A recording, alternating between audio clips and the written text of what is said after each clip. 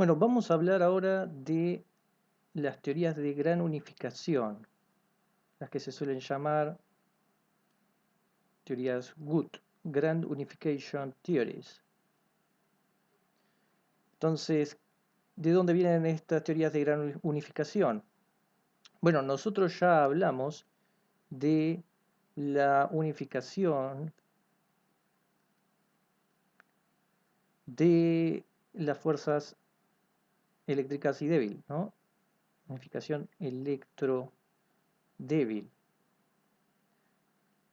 Entonces, el próximo paso sería incluir las interacciones fuertes, y eso es lo que es GUT. Entonces ahí tendríamos la eléctrica, la débil y la fuerte. ¿Por qué? Bueno, ya sabemos que la gravedad no está metida técnicamente en la teoría del modelo estándar, entonces, pero la fuerte sí. Entonces, uno podría empezar a ver cómo se puede también incluir la interacción fuerte. Recordemos que las interacciones fuertes son muchísimo más fuertes justamente que las otras, pero lo mismo se puede decir de esta contra esta, ¿no? La eléctrica es mucho más fuerte que la débil, ¿no? Entonces, digamos, en ese sentido, nosotros ya habíamos visto que la diferencia entre la eléctrica y la débil estaba relacionada con que la débil tenía bosones eh, de interacción con masa, ¿no? El W y el Z. Entonces, en realidad teníamos dos teorías que eran similares, pero teníamos que tener energías por arriba de la masa de W por C cuadrado. Entonces ahí es donde esta, esta cuestión de que son parecidas empezaba a aparecer. También vimos que las constantes de acoplamiento eran funciones de la energía y que a medida que uno aumenta las energías, la constante alfa 1 vamos a llamar eléctrica, bajaba y las otras dos subían. Entonces, si acá tenemos la débil y esta es la fuerte, bueno, nosotros sabemos que por acá están las energías de la unificación eléctrica y débil, entonces uno supone que más por acá tienen que estar las energías de la gran unificación con la fuerte. Entonces, la primera teoría, la más simple, fue introducida por Giorgi y el mismo Glashow de la teoría electrodébil. Esto en 1974, que llevaba a una predicción muy importante, que es que el protón sea inestable, decayendo, por ejemplo, a un positrón y a un pión, ¿no? Vamos a tener protón que cae a positrón más pión. Esto ya es algo importante porque es un experimento que se puede hacer en el sentido de que uno puede tratar de buscar eh, protones que decaigan en, por ejemplo, esto de acá. Pero esto no se ha visto, lo cual implica que si el protón decae, tiene que hacerlo en mucho tiempo. Por ejemplo, según la teoría, 10 a la 30 años. ¿Esto es mucho? Bueno, es 10 a la 20 veces la edad del universo.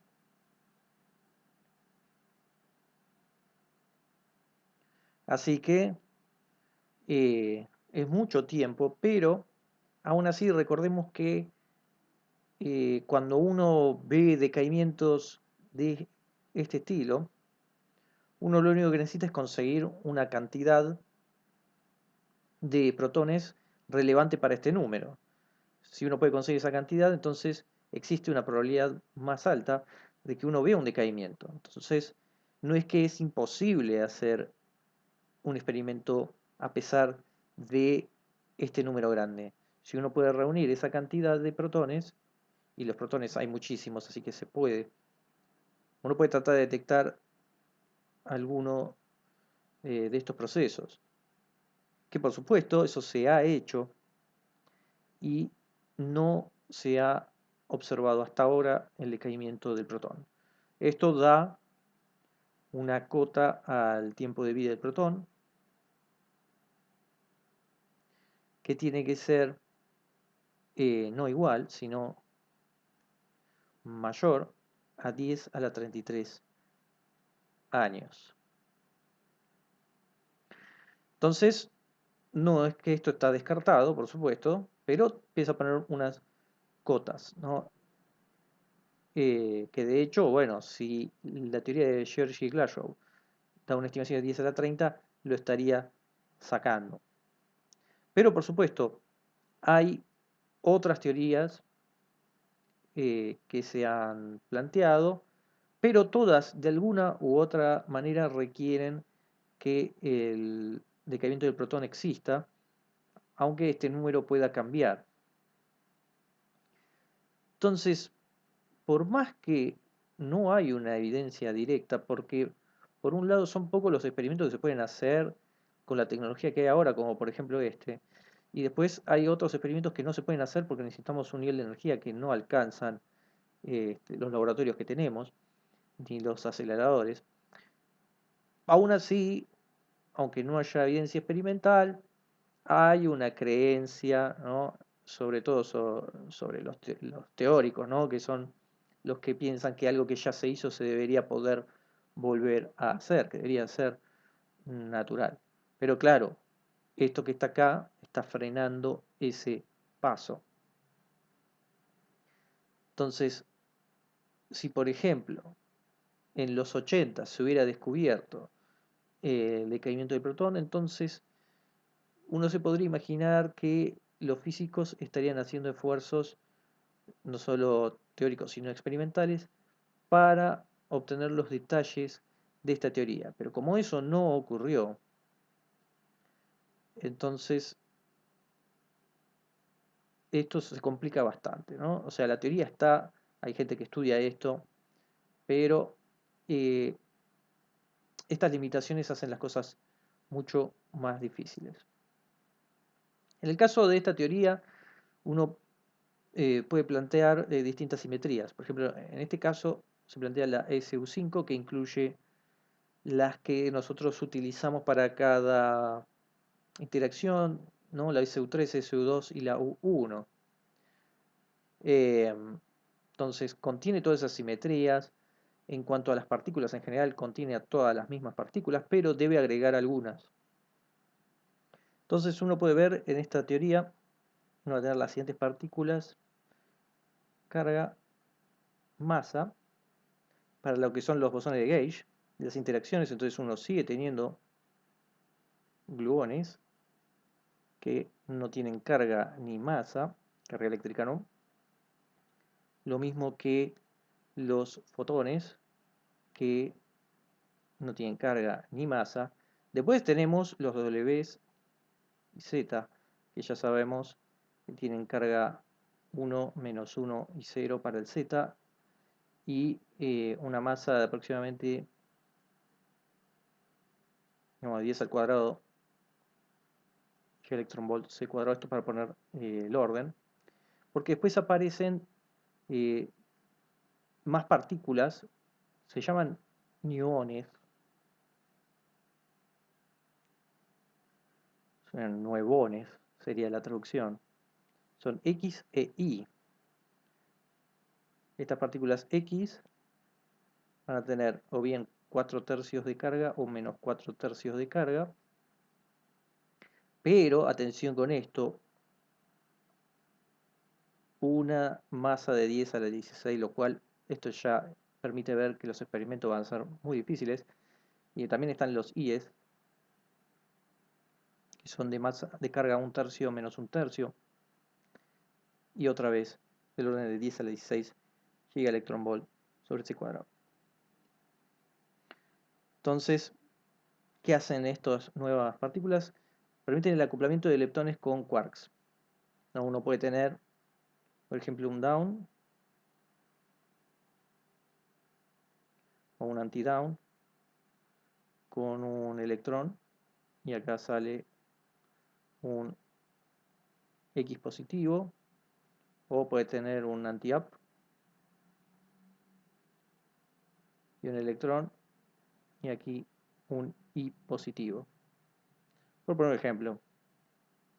¿No? Entonces acá tenemos un anti-down a un electrón más un X y un anti-up a un electrón más un Y.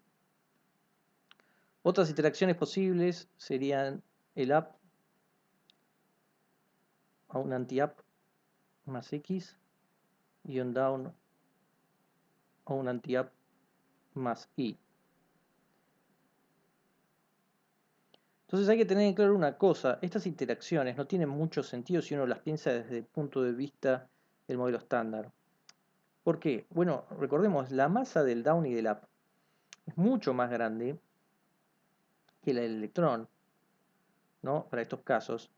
Entonces, acá hay una compensación que viene dada, por supuesto, por la masa del X y del Y y por ¿no? el momento que uno tiene que tener para estas partículas. Entonces, acá también tenemos una simetría que se rompe, pero el tema es que las energías que se requieren para esto son gigantes. Entonces, es muy difícil testear este tipo de teorías en el laboratorio. Eh, pero bueno, obviamente si esto ocurre, entonces tenemos un montón de cosas que ya no van más, como por ejemplo la conservación del número leptónico y bariónico, ¿no? Acá pasamos de un quark a un leptón. Entonces estas cosas no pueden ir, pero claro, para que esto se dé necesitamos energías muy, muy grandes, principalmente por esto de acá, de que tendríamos unos bosones de gauge demasiado masivos, ¿no? Entonces, y aparte, las implicancias que tiene esto es que la tasa de caimiento sería muy, muy chica, parecido a lo que tenemos con el protón, ¿no? Entonces todo se vuelve algo bastante difícil. Entonces, otra de las cosas que intenta explicar las teorías Good es que hay una relación entre las cargas del quark y de los leptones, ¿no? Entonces, lo que intenta explicar es justamente que recordemos, si uno tiene la carga del electrón, que es la unidad, y la de los quarks es del tercio. Entonces, este tipo de cuestiones son las que trata también de explicar estas teorías.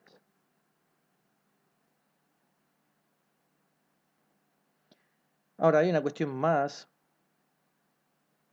que no podemos dejar afuera, que es que las teorías Good implican la existencia de lo que se llaman monopolos magnéticos, que justamente son estas como cargas fundamentales magnéticas que en la electrodinámica clásica no existen, no pueden existir, pero las teorías Good dicen que deberían existir en, digamos, en grandes números, pero por supuesto esto tampoco nunca se detectó. Entonces, bueno, las teorías cosmológicas del principio del universo tratan de buscar la explicación de por qué se diluyeron, digamos, y no se pueden detectar.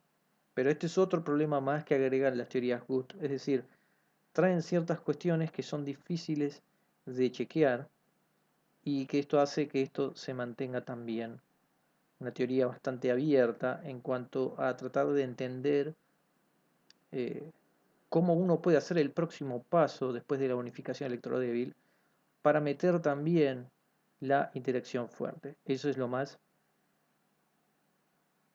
importante.